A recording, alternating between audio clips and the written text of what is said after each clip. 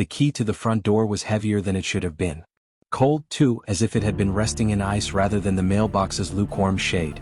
John turned it in the lock, a grating sound that echoed too loudly in the afternoon stillness, and pushed the door inward. Thus, that was the first thing that hit him, a thick, cloying blanket of it that coated everything. It smelled old, stagnant, like the breath of something long deceased. Sunlight, fractured by grime-caked windows, barely penetrated the gloom. The air was still, heavy, almost viscous, clinging to him like a shroud. He stepped fully inside, pulling his suitcase behind him, and let the door swing closed with a soft, sighing click. The sound was immediately swallowed by the silence, a silence so profound it pressed against his eardrums, making them ache. This was it. 14 Hemlock Lane. His new home. John surveyed the entryway, a cavernous space that felt less like a welcome and more like a maw.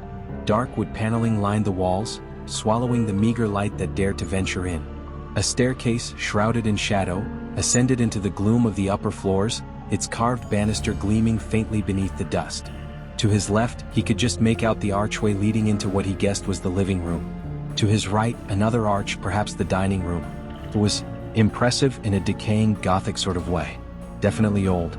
Older than he had anticipated from the estate agent's photos, which had been meticulously framed and subtly lit to mask the true state of disrepair. He had gotten it for a steal, of course. A fixer-upper, the agent had called it, with a wink and a nudge. A house with character.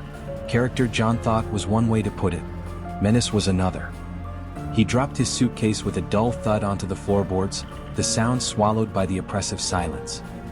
He ran a hand over the dusty surface of a nearby table, leaving a clean streak in its wake. The dust was fine, almost powdery, and stubbornly clung to his fingertips. He knew it was old. The listing had mentioned it being built in the late 19th century. But standing here, inhaling the ancient air, he felt like he'd stepped back further, into some bygone era, an era heavy with secrets and shadows. He told himself it was just the dust, the lack of light, the unfamiliar surroundings. He was tired from the move, stressed about starting a new life in a new town. He just needed to open the windows, let some fresh air in, and get to work cleaning. He turned towards the living room archway, intending to find the windows and let some light into this tomb.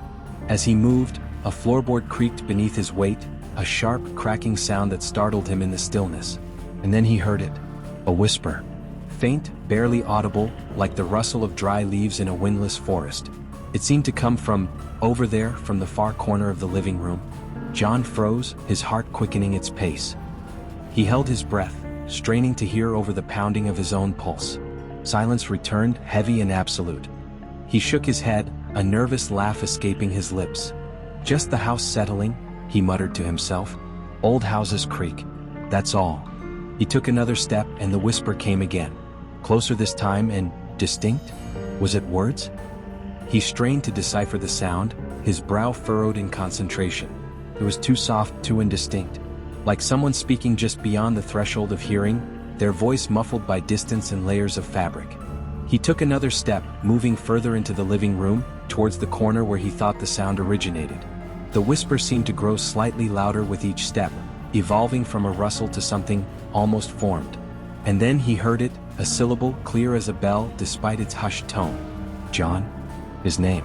Whispered, soft as breath, but undeniably his name. He stopped dead, his blood turning to ice in his veins. He spun around, his eyes darting frantically around the room, searching for the source of the voice. Empty. The living room was empty. Dust motes danced in the faint shafts of sunlight, but there was nothing else. Just the oppressive silence, broken only by the frantic thumping of his own heart. He was alone. He was absolutely, utterly alone in this house. He laughed again, a shaky high-pitched sound that echoed strangely in the vast room. Okay, John, he said aloud, his voice trembling slightly. You're officially losing it. Long drive, no sleep, too much coffee. That's all it is. He told himself it was his imagination playing tricks on him.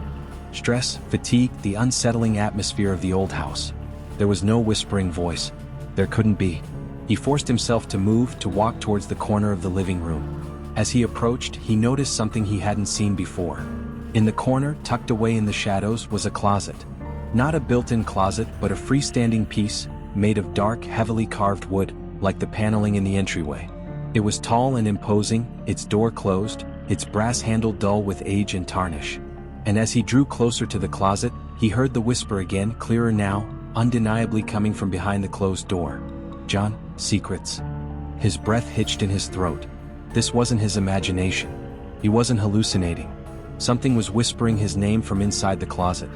Fear, cold and sharp, pierced through his fatigue and skepticism. He backed away from the closet, his eyes wide with a dawning, terrifying realization. This wasn't just an old house with character. This was something else entirely. This was a house with secrets, and something inside it knew his name. John retreated back into the entryway, putting as much distance as possible between himself and the whispering closet. He leaned against the wall, his chest heaving, his mind racing. He tried to rationalize it, to find a logical explanation. Wind drafts? Pipes? Some kind of strange acoustic phenomenon in the old house? But deep down he knew none of it made sense. The whisper had been too clear, too directed. And the way it had spoken his name, it had felt personal, intimate in a chilling, violating way. He forced himself to breathe deeply, to calm the frantic beating of his heart. He couldn't panic. He needed to be rational, practical. He had just moved in. He needed to unpack, to settle in, to ignore the whispers. He turned back towards his suitcase, determined to focus on something mundane, something real. He knelt down and unzipped it, pulling out a box of essentials, toiletries, a change of clothes, his laptop. As he unpacked, he tried to ignore the silence of the house, the oppressive atmosphere, the lingering sense of unease. But it was impossible. The whispers were gone for now, but the memory of them, the chilling sound of his name spoken from the depths of the closet, echoed in his mind. He unpacked his toiletries bag, heading towards what he assumed was the bathroom. He found it off the entryway, another dimly lit space, dominated by a claw-footed bathtub and a tarnished mirror. He ran a hand over the cold porcelain sink, the dust clinging to his skin. He turned on the tap, and a rusty gurgle filled the silence, followed by a sputtering stream of brown water that slowly cleared to a murky yellow. Progress at least. He splashed some water on his face, the coldness a temporary shock to his system. He returned to the entryway feeling slightly more grounded, the physical act of unpacking helping to anchor him to reality. He grabbed his laptop from his bag, intending to check the internet connection, to call Agatha, his friend, his lifeline, to hear a familiar voice and ground himself in normalcy. He powered on the laptop and the screen flickered to life. He waited for the Wi-Fi to connect, but the icon remained stubbornly gray. No signal. Great, he muttered. Of course the internet was down. Just another layer of isolation in this strange, unsettling house. He sighed, closing the laptop. He needed to eat something. He hadn't had anything since breakfast, and the fatigue was starting to weigh on him again. He hadn't even located the kitchen yet. He decided to explore the ground floor, to map out the house, to familiarize himself with his surroundings. He started with the living room, the scene of the whispering closet. He hesitated at the archway, casting a wary glance towards the dark corner. Silence. The closet remained still, its door closed, its secrets locked within. He stepped into the living room, moving cautiously, his senses on high alert. The room was larger than he had initially perceived, stretching further back than he had realized. The furniture was draped in dust sheets, ghostly shapes in the dim light. He moved towards the windows, intending to pull back the heavy curtains and let some sunlight in. As he approached the first window, he heard the whisper again. This time it was clearer, closer, seemingly right behind him. "You're looking for light, John, but darkness is where truth resides." He whirled around, his heart leaping into his throat. Again the room was empty. Dust motes danced in the faint light. The closet remained still in the corner. But the voice, it had been so close, so distinct, as if someone had spoken directly into his ear. He backed away from the window, his breath coming in ragged gasps. This wasn't just the house settling. This wasn't his imagination. There was something here. Something talking to him. He moved towards the center of the room, away from the walls, away from the closet, feeling exposed, vulnerable. He tried to speak, to challenge the voice, to confront whatever was happening. "Who's there?" he called out, his voice shaking despite his best efforts to sound strong. "Show yourself. What do you want?" Silence. For a moment, there was only the oppressive silence of the house, punctuated by the frantic pounding of his own heart. He waited, his body tense, his eyes scanning the room, expecting, what? A figure to emerge from the shadows? The closet door to swing open? Then, the whisper came again, closer than ever, seemingly right next to him, almost inside his own head. "I am here, John, always have been, always will be." The voice was no longer just a whisper. It was something else. Still hushed, but deeper now, resonant, with a strange, unsettling quality, like the rustling of dry leaves mixed with the rasp of stone against stone. "Who are you?" John whispered back, his voice barely audible, trembling with fear. "I am the house, John, and I know you." The voice paused, a chilling, pregnant silence hanging in the air. Then it spoke again, and this time the words sent a jolt of ice through his veins, paralyzing him with terror. "I am the Whispering Man, and I know your secrets." Chapter 3: Secrets and Shadows. John stood frozen, the words of the Whispering Man echoing in his mind. "I know your secrets." The casual, knowing tone, the implication of deep, hidden knowledge, it was terrifying. He didn't respond, couldn't respond. His mind was a whirlwind of fear and confusion. Who was this Whispering Man? What secrets did he claim to know? And how could he be speaking to him from nowhere? From the air itself? The silence stretched, thick and suffocating. He waited, his body rigid, his senses strained to their limit. He could feel the house around him, pressing in, the shadows deepening, the air growing colder. Then, the Whispering Man whispered again, the voice softer this time, almost seductive, yet still laced with an undercurrent of menace. "Don't be afraid, John. I mean you no harm. I only want to help." "Help?" John scoffed internally despite his fear. A voice whispering from the shadows, claiming to know his secrets, offering help? It sounded like a predator's lure, not a benevolent hand. "Help with what?" he managed to whisper back, his voice barely audible. "With your past, John, with the things you've forgotten, the things you've buried deep within." "Forgotten? Buried?" John frowned, confusion warring with his fear. What was he talking about? He didn't have any buried secrets, did he? His past was normal, ordinary. He'd lived a relatively uneventful life, hadn't he? A flicker of doubt, insidious and unsettling, wormed its way into his thoughts.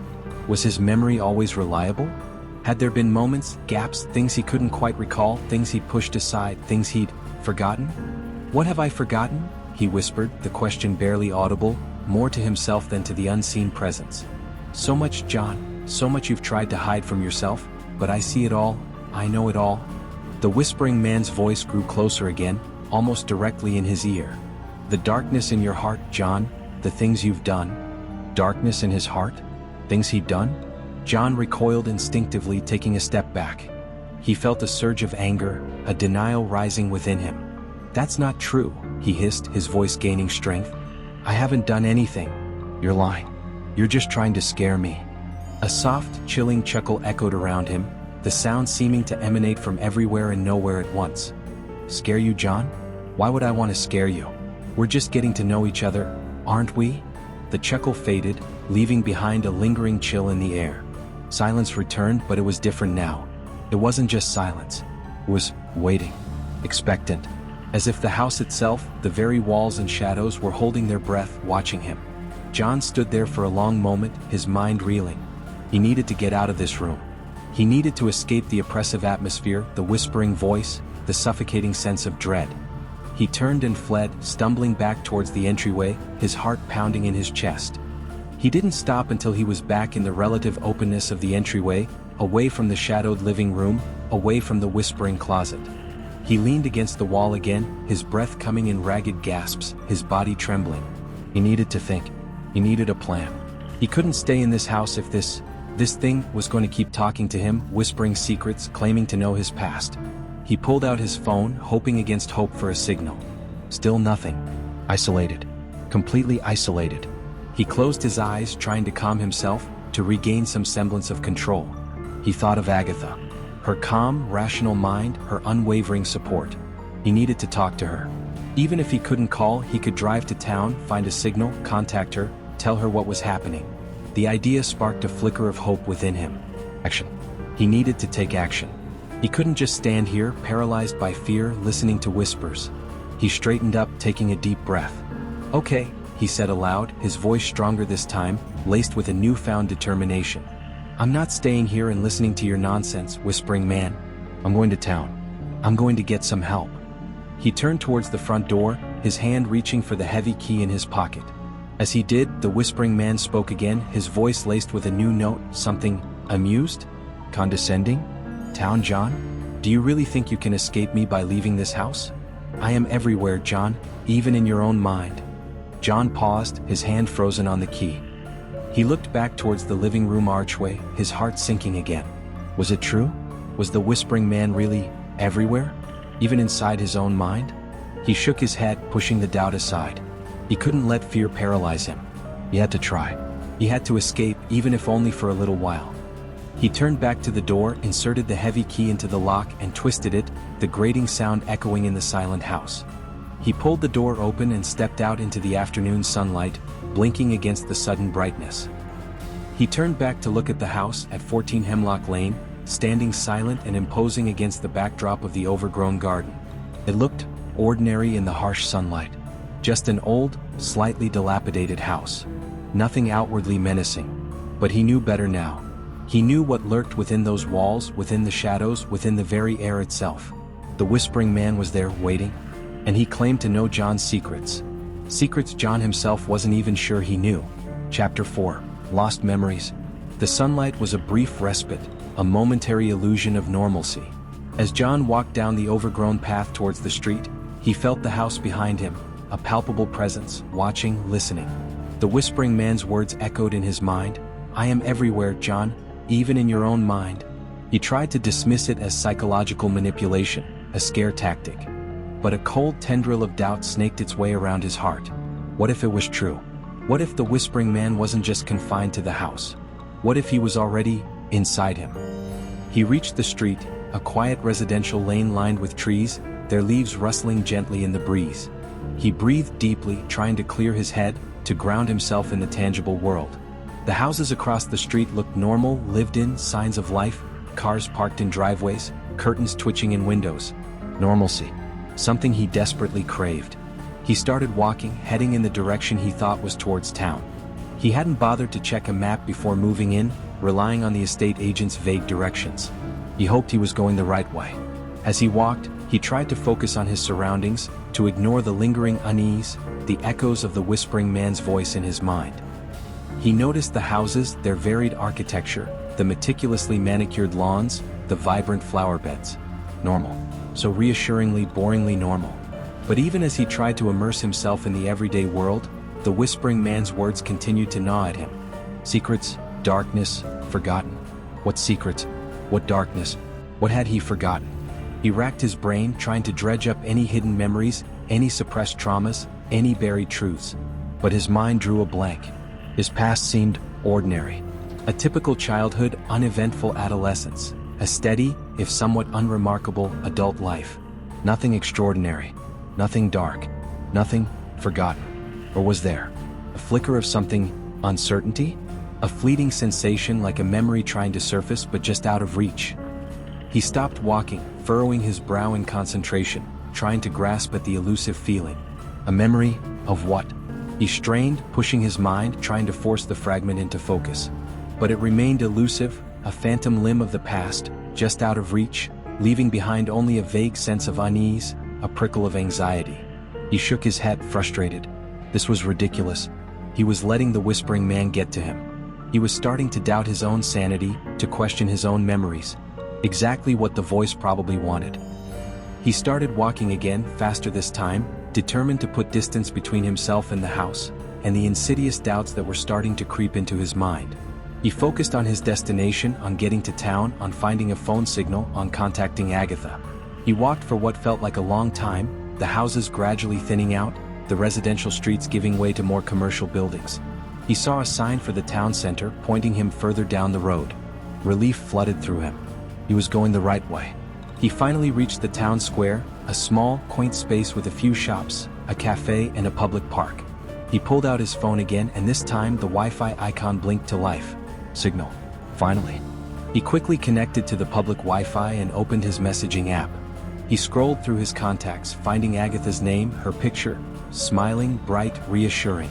He tapped her name and started typing, his fingers flying across the screen, adrenaline and relief fueling his urgency. Agatha, you need to call me. Something is terribly wrong with this house. I'm hearing voices, whispers, it's saying it knows my secrets. I think I might be losing my mind. Please call me as soon as you get this. He sent the message, his heart pounding, waiting for a reply, for any sign of connection, of reassurance. He stared at the screen, willing her to respond, willing her to pull him back from the edge of panic. Minutes ticked by, agonizingly slow. No reply. He refreshed the app, checked his signal again, pacing back and forth in the town square, his anxiety growing with each passing second. Where was she? Why wasn't she replying? Then his phone buzzed. A message from Agatha. Relief washed over him, so intense it almost brought him to his knees. He quickly opened the message, his eyes scanning the screen, desperate for her calm, rational voice. John, hey. Just saw your message. Voices? Secrets? What are you talking about? Is everything okay? You just moved in. Is it the new house? Tell me everything. He typed back immediately, pouring out the events of the afternoon, the whispers, the whispering man, the chilling words, the suffocating fear. He described the closet, the feeling of being watched, the insidious nature of the voice.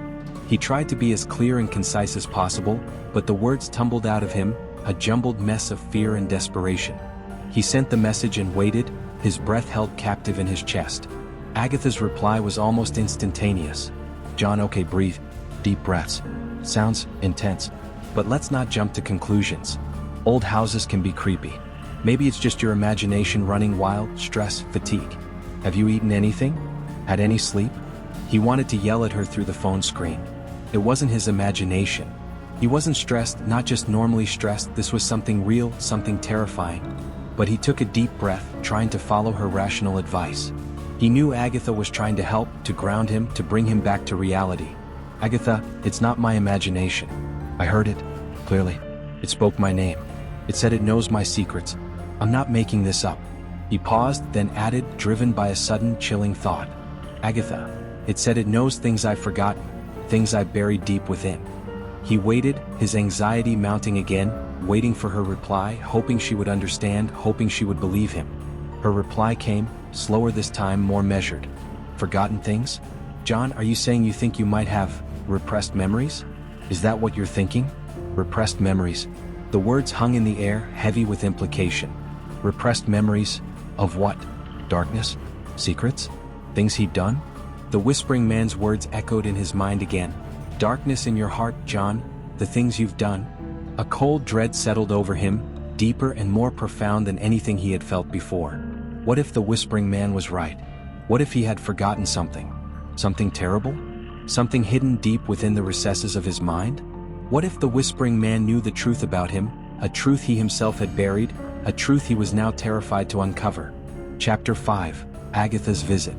Agatha's voice on the phone was a balm to his frayed nerves, a lifeline in the encroaching darkness. She listened patiently as he recounted the afternoon's events, the whispers, the chilling pronouncements of the whispering man, the growing sense of unease and paranoia that was starting to consume him. She didn't dismiss him, didn't tell him it was all in his head. Instead, she asked questions, practical, grounded questions. Had he eaten? Had he slept? Could it be carbon monoxide poisoning? He assured her the house had been inspected. Was he under any unusual stress lately? Just the move, he said, trying to downplay the monumental life shift. But beneath her practical inquiries, he sensed a flicker of concern in her voice, a subtle shift from her usual unwavering skepticism.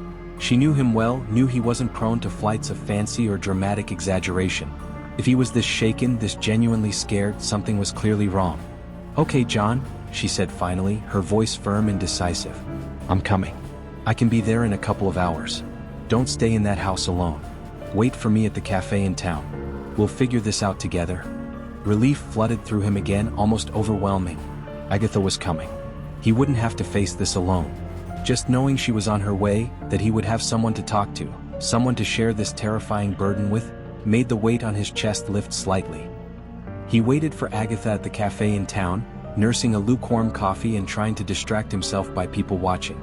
But his mind kept drifting back to the house, to the whispering man, to the insidious doubts that were now burrowing deep within his thoughts.